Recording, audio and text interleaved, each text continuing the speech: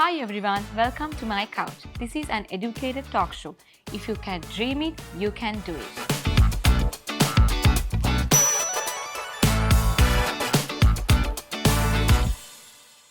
So today's episode is going to be super excited because we have a very special guest in line. He is one of the most anticipated professional in the corporate sector.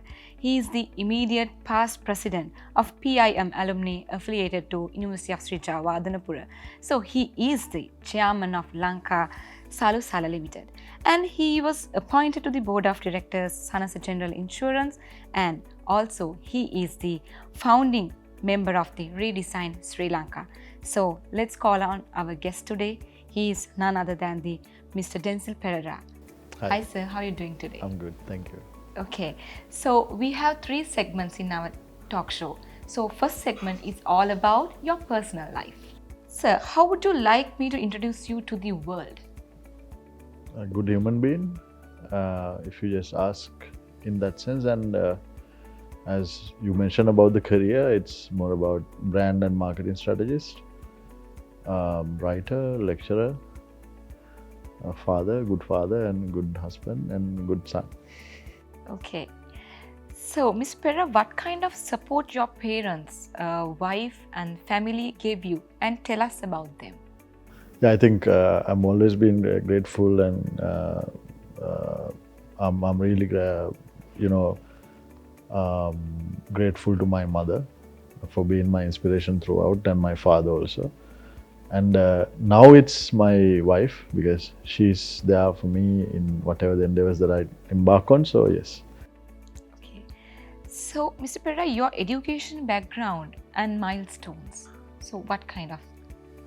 Well, milestone-wise, it's always about the exams that we have taken. But I would say in my educational path, I have few milestones which are not the passes that we get for A-levels and O-levels, etc.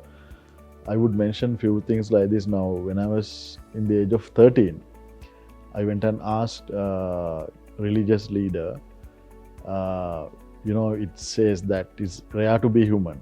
And I asked him then why the population is growing in the world. So he gave me an answer, and then based on that answer, I asked him, where's the end of the universe at the age of 13? Then he gave me an answer and said, don't think about it anymore, go and focus on your studies.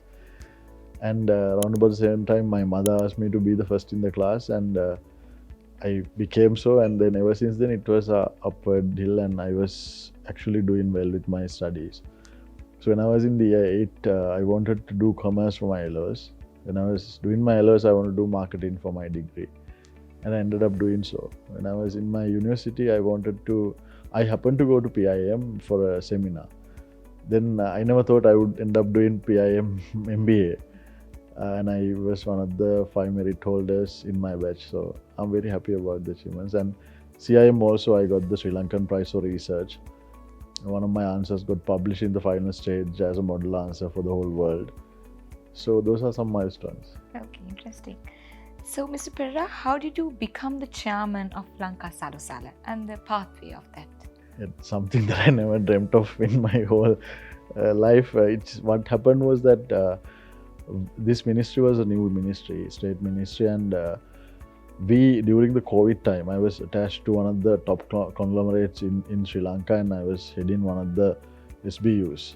And this additional time we got due to COVID, we actually made use of going into certain interior areas in Sri Lanka, helping the SME sector out and finding out what problems they have and how we can help them.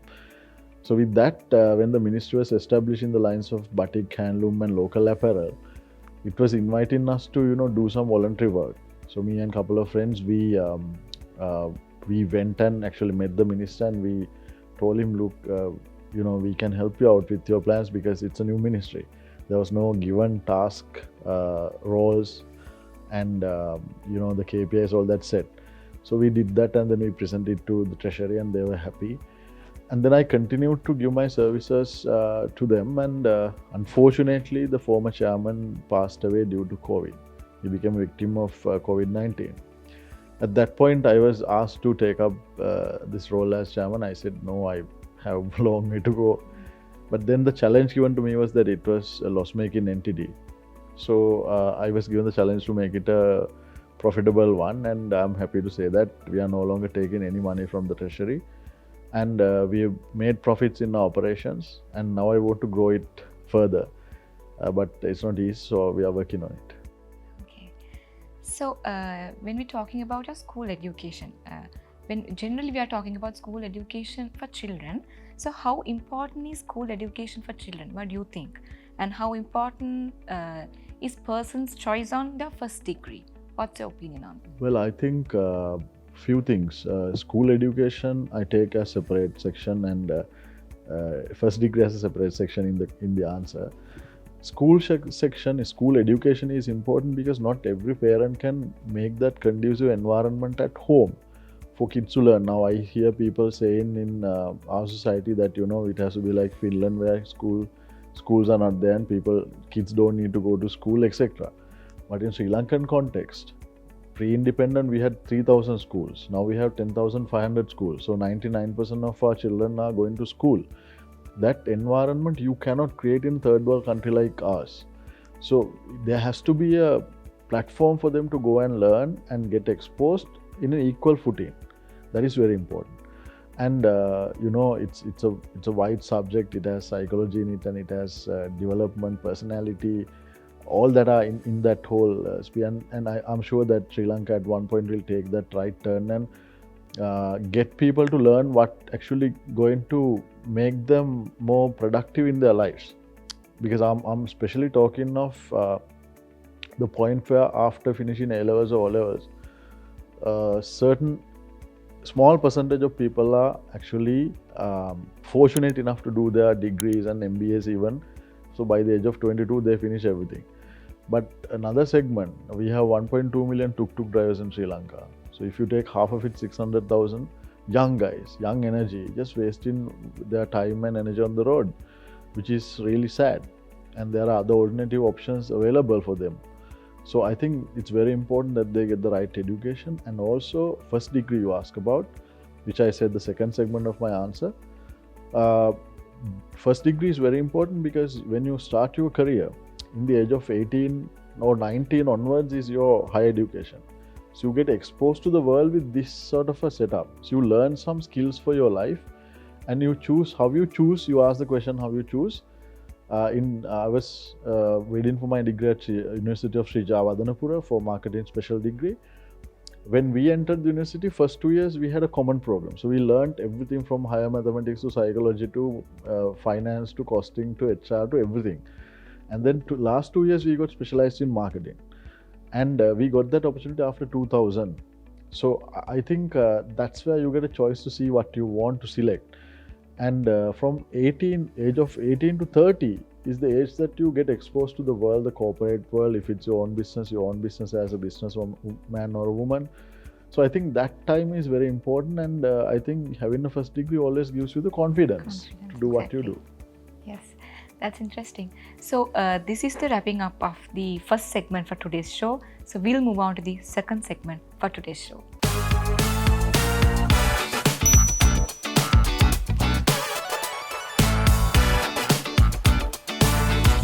Now let's begin the second segment for today's show. So this is all about present and the future. So Mr. Perera, who is your role model? I don't have a role model per se, but my role model keeps changing from time to time. Where I work, what I do, what I have to achieve. I usually have very short-term targets. I have 3-year targets in my career also. I've had 3-year targets, so depends on who I interact with and what sort of a thing I need to do during that 3 or 4 year span. I set certain standards about my role model. For example, if my boss is someone that I can pick few things from, I pick it. What I don't do is that I look at people, and a lot of people go by what they do wrong. So I try to basically, put that to the forget basket and look at what the good things that they do, and I try to get that into my life. That has helped me out. Okay. Throughout, yes. Right. So, who is your favorite brand personality? Brand personality means you say brand persona or people in the marketing fraternity, you say. Yeah, so obviously I like the father of modern marketing, Professor Philip Kotler. He's in Chicago. And in Sri Lanka, we have local marketing guru, Professor Uditalian, late Professor Uditalian again. In the corporate sector, I like Meryl J. Fernando as the creator of Dilma. He's done something wonderful. So I think I consider them as favorite personalities. Okay. So what brands do you admire? Like, can you explain why you select those brands as admirer? I would say internationally, I admire Apple. Apple being the number one first brand to cross the mark of $300 billion as a brand value, according to Interbrand model published in the world, 100 brands. And I also like Tesla because they have come up with something, a clear solution for big pain point people have with electric vehicles. And also it has come with nice designs and all that. And then I also like Virgin because Virgin brand is something that during that time it was a wow factor, and he has developed something really nice. Local context, as I told you, I like Dilma. And addition to that, I also like Sanasa brand because Dr. Grivandania is more like a social entrepreneurship model, and he made it available for people who could not afford to buy banking and insurance. So those are the brands that I would consider as good. Okay, interesting. So, Mr. Perera, if an entrepreneur, you are an entrepreneur. So, if an entrepreneur wants to know who is your ideal customer and how do you speak to them? If you can explain it a bit. Yeah. So, as an entrepreneur, when your customer is asking some ideal question about your brand, so how you introduce your brand to your customer? You mean to say the entrepreneur has a brand, yes. and I need to tell them how to identify their customers? Entrepreneur's aspect. Yeah. So entrepreneurs should always look at 5 W questions. What they want to sell or what they can sell, and then where they sell it at, and where the customer would buy it at, and then why they buy it at, why they buy rather, and so there are like few questions to ask, and then it's like a quadrant. I mean, we do certain consultancy work and we use that particular model. It's very important for them to understand it from consumer's point of view. Because if you don't understand it from the consumer's point of view, you'll always end up being myopic about what you do. As entrepreneurs, we know that entrepreneurs are the people who capture the opportunity in the market fast and take the risk and do all that. But at the same time, they also need to be able to gauge up to what scale they can go for. So I think understanding customer is not just identifying a segment, it's also being able to identify a sizable segment. Yes. All right. So my next question, Mr. Perera. So do you think it is important to know what is our competitors are doing and what strategies they use? Of course. Because if you just look at I mean, in the market we have 2 C's. One is customer, other one is competitor. If you only look at what customers want, you will end up trying to serve the customer of what they want, but you will basically be totally lost when your competitor comes back and hits you back. So you need to know what moves they would take, what possible moves they can take when you go one step further up in the ladder. So it's always, we call it market orientation, not marketing orientation, market. So you need to look at competitors and customers both. Right, okay. So when we're talking about core values, so what are your core values and attributes your brand should express? Well, brand has to be sustainable, and integrity and transparency is important. Then performance is important, and loyalty. Now these are the parameters when you develop a brand. According to ARCA, you need to look at awareness, association, and performance and loyalty. Performance as in, if I buy a brand expecting to find solutions to my pain points or looking for a pressure point, that has to be delivered by the brand that I consume or by the brand that I buy or I use. So if that does not happen, then there is a failure in that brand. So as much as we talk of advertising and all these other things about branding, the brand has to deliver what it's supposed to deliver. So in my view, I consider performance is as an important point because it's a performance which basically makes you come back. So loyalty begins there. Okay. So, Mr. Perera, as you as the expert of branding, so can you tell us how can we brand Sri Lanka to the world? Okay. It's your opinion. Yeah. So, okay, good question. Tough to answer in a shorter period of time because we have made few blunders. We keep changing it all the time from land like no other. So, land like no other has no meaning. I mean, what does it mean? Then we say small miracle. Then we say so Sri Lanka, and people are so what? So I think we had a good old days. We had a brilliant tagline for us, the pearl of the Indian Ocean. And the other confusion we have made is with this Ceylon and Sri Lanka. Now we still have Ceylon tea, we have Sri Lankan gems or Sri Lankan cricket. So we have made a confusion there itself. And going back to the other side of the story, we have so many things to sell. We have our culture, we have our sandy beaches, wildlife, then our sacred cities. And I think it's time that we get into the point where we talk of our people because our people are unique. Our people are known for hospitality. And that factor has to be brought up in this whole discussion, and we should position ourselves as a caring nation. That can really create a difference. And I think Sri Lanka has to be branded in that way, and that has to go into the educational curriculums as well because our people should be taught. If we so dependent, I mean, we are dependent on tourism. We talk of it in very high forums, and we don't have a single section in our educational curriculum about tourism. So we need to educate everyone from their small age that okay, tourism is this is how we have been in the past, and this is what Sri Lanka is. So I think that has to go into our curriculum. That is the only way we can brand Sri Lanka and take our goodwill to the world. And in addition to that, where we have gone wrong in the other thing is that we have not identified a target market. We need to identify a target market first, and based on that only we can actually look at what we want to communicate. Yes, exactly. Okay, so Ms. Perera, how can Sri Lankan big brands support like small or newly started brands and products? What do you think on that? Support what? Yeah, like Sri Lankan big brand support, when we are supporting big brands or Sri Lankan products. You mean to say how big brands should support small brands? Or? Yes, small brands, like small and medium brands. Okay, so if you take where we go wrong, smaller, medium sector, they take decisions based on their gut feel.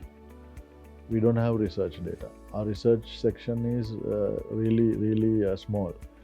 And the big guys pay big money and they get hold of little information available. So I have made my voice over this, and I have asked research companies to make a package available for SME sector at a lower price. Then they say, we can't do that because then the big guys will get upset, which basically are the main clients for them. So big companies should basically start sharing the at least outdated data, so that I mean outdated as in not years age data, maybe ones that are no longer in use. So SMEs can take more informative decisions. And also technology. We are talking of inclusiveness in branding today. We talk of inclusivity as a new paradigm in branding. So we need to make use of technology, and technology can be transferred from big corporates to small ones to make use of it. For example, telco companies can create a platform for SME sector to prosper, which would not come at a big cost because it's already available. Platform is already available. So and also in terms of sharing the expertise, like for example, SMEs can't afford to get a good brand manager. They can't afford. So create a national movement or national body with the collaborations of all the big brands and big conglomerates to support the SME sector, because SME sector is about 90% of our economy, about 5 million employees. And that's a huge contribution. That can make a huge contribution to the economy. So big conglomerates, as much as they make money, they also need to look at what they can do to SMEs in terms of these lines. How the existing brands should behave during this time period? It's a very interesting question. You know, traditionally brands have always been trying to push consumers to consume. Reason being, the more we consume, the more brands can earn. And naturally, the private organizations make plans every year. If we achieve 100 this year, next year we want to achieve 120. That's how the equation goes, or 150 or even 200 if possible. So what it means is that growth in a country, we call it GDP, in an office or in institute or entity, we call it sales. Market share means that in any form, be it a service or a product or whatever you call it, it's consumption. So we are talking of sustainability in one angle. We are talking of our commitment to sustainable development goals by 2030 to achieve, etc. But we don't have a mechanism to achieve it. So I'm saying at this point of time, where the world has been hit by a pandemic, and the world food crisis is on the way now, and then the climatic conditions are going to change and it's going to have adverse effect on us.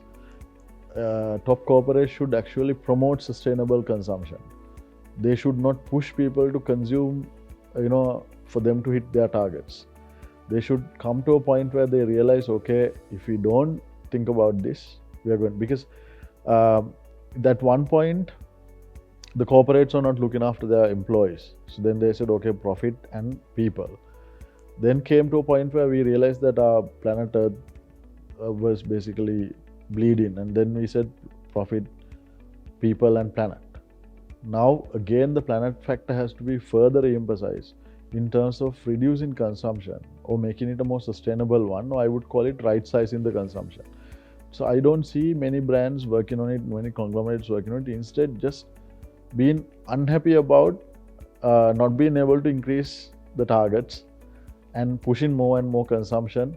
So I think it's high time that we look at it in a more broader perspective. Our next question, Mr. Perera. How important branding is for third world countries like Sri Lanka? What do you think? Well, to answer the question, I'll ask a question in return. Why the West is rich and the East is poor? Is because West is, they are the people who own brands. They are the creators of brands. We are the manufacturers.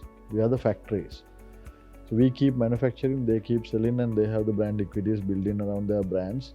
I told you Apple is $300 billion. So if you want to buy Apple today, in addition to all the physical resources that you want to buy at a particular price, you need to pay $300 billion to get the brand. In the Apple mobile handset market, Apple commands for about 10% market share. But they become the number one brand in the world because from the profits share in the mobile handset market, they command for about 70%. This is the power of a brand. Now, take a simple example like water. We have to pay about, now in today's context, 50 to 60 to 80 to $100 for 500 ml water bottle. But if you take Perrier like brand, probably now it's about $500. I don't think it's even available now in Sri Lanka due to certain constraints. So what it means is that they have created something universally accepted. And if you take eastern part of the world now, Korea for example, Samsung is about 40% of the GDP of that country is one brand. So they have done it well now. So likewise, Sri Lanka, if you take, in Coca-Cola was until up to 2015 number one brand in the world, according to InBrand model again, with a brand value of 60 billion US. Coca-Cola was launched in 1886. And during the same time, around about the same time, we also launched a similar one here in Sri Lanka, Elephant House. So where Coca-Cola today and where Elephant House is today. Where's the difference? Product-wise, our product is superior. EGB is superior. Taste-wise, everything is good. But where we have gone wrong, we have not gone anywhere at all, is because we didn't brand it, right? So I think this is the potential that we have. Now, Ceylon tea was there, but we were taking tea from all around the world and putting it all under the brand of Ceylon tea, and then Dilma changed it. Thank God we have it now. And if you take tea exporters in Sri Lanka, for more than 50 or 60% is bulk tea.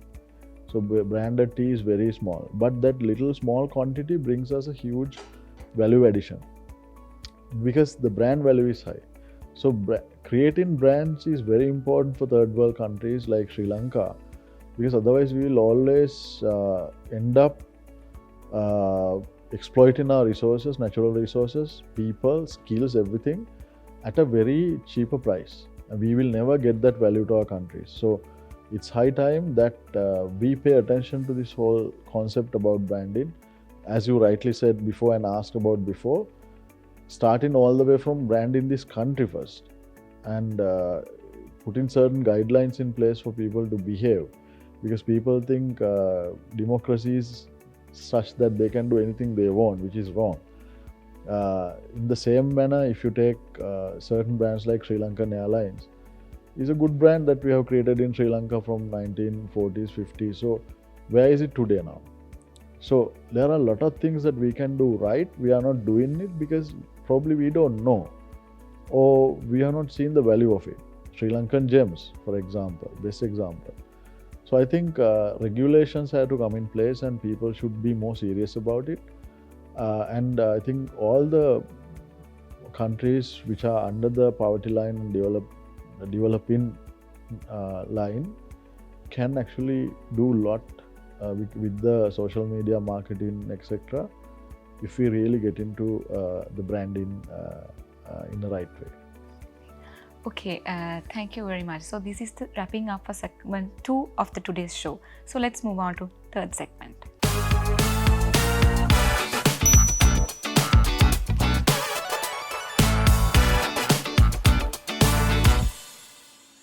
Now we're moving on to the third segment for today's show. So personally, this is my favorite segment because we have some interesting questions in this jar. So Okay. you can pick one of the cards, but you can't see it. Just give the card to me. I'll read out to you. Okay. So can I pick one? Yes, sure. Okay.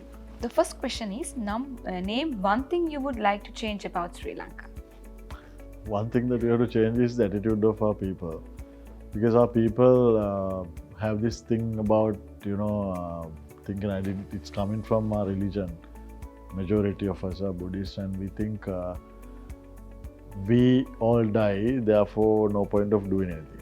So everyone is thinking the same way, and we are believed to be buying into this whole thinking. So people think that there's no point of doing much, and at the same time, people being hypocrite about certain things, and people not being stand in someone else's progress, being progressive in life. So I think our people should move away from that, and they should think that okay, even if you're going to die tomorrow, today you are still alive, so you got to work hard.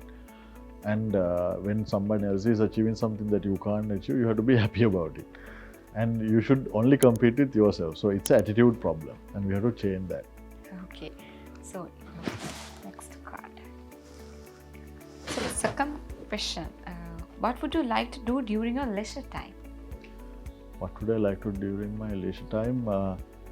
I like to write, I like to read, and one of my hobbies is, favorite pastimes is, I like to conduct sessions, lectures, likewise. And I like to spend time with my family. So basically you're an author. You're an author. You can say so, yes. Okay. So the next question. Sorry, I'm not supposed to look at it. No worries. So third question. What is your favorite game or sport to watch and play? Okay, I like to watch cricket, but I can't play. So, but the game that I can play and watch both, I would say, is rugby, because I used to play it for some time.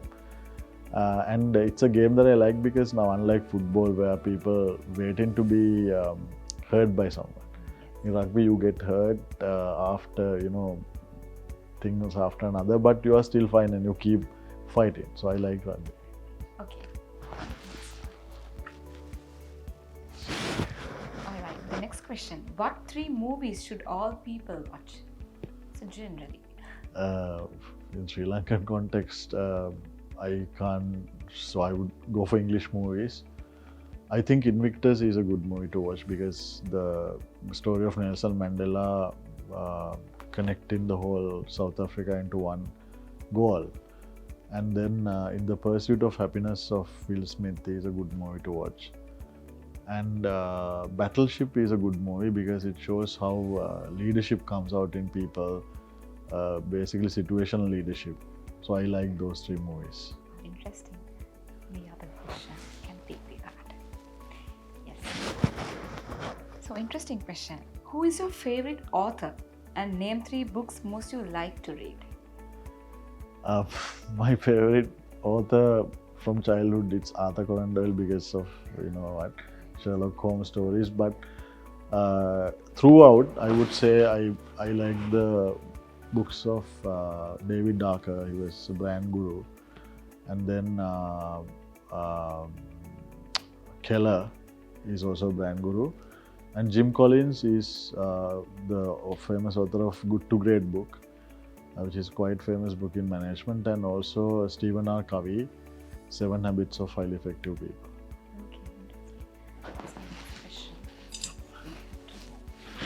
Right.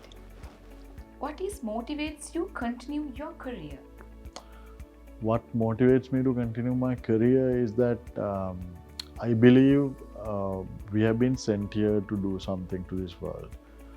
And I believe each and every one of us has the opportunity to do something unique.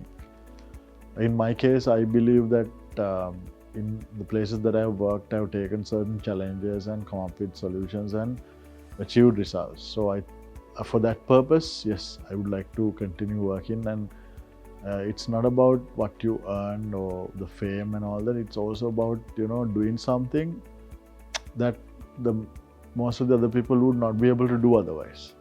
So always setting new heights, creating new challenges, and inspiring people to achieve something more. Okay, so I think the last question. So this is the final question for today's show, final segment. So what motivates you to work hard? I think I gave you the answer, but I'll explain it again. Okay. If why people not work hard is because they think nothing is gonna be permanent and everything is gonna die down. For that reason, people don't want to work hard. But my argument is, if it is the case, if you know it's not gonna be there forever, and if you know you're not gonna be here forever, when you are here, you should do your best. And if you take it in that way, I think we can build this country and we can do much, much more. I'll give you an example. Recently, there was an abandoned government property and it was untouched for 6 years or 7 years. And we went and with one of the governors and we opened it up and we looked at it, and one of the government senior officials said in his own words, I signed so many documents with my hands and I see there is something here in my finger. I've used so many pens, but I have not earned a single cent to this government for the last 25 years. So I think this is something that everyone should look at.